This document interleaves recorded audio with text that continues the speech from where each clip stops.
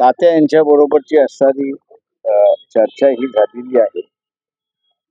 दुसरी असणारी जी महत्वाची चर्चा अजून व्हायची आहे आणि जे काही ऑफिशियली आपल्याला सांगायचं आहे, कळवायचं आहे, ते 31 तारखेपर्यंत आपल्याला कळेल असं त्या ठिकाणी आपल्याला महाराष्ट्रातल्या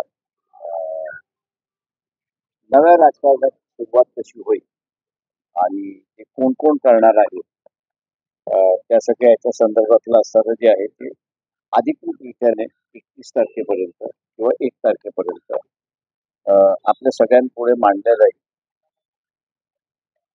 काही काही चर्चा मी असताना आता ओपन करू शकत नाही.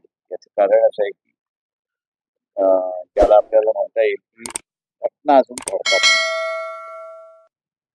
राजकीय स्तरावरती नाही, पण सोशल स्तरावरती, गाव पातळीवरती आहे.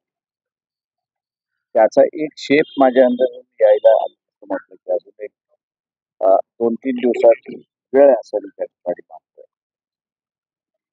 आणि या 2-3 दिवसानंतर आपल्याला महाराष्ट्रामधलं काय काय समीकरण, कशा कशा पद्धतीचं समीकरण आहे हे आपल्या समोर येईल असं फक्त आपल्या समोर सांगतो. आजची चर्चा ही सकारात्मक त्यातलाच एक भाग होता असं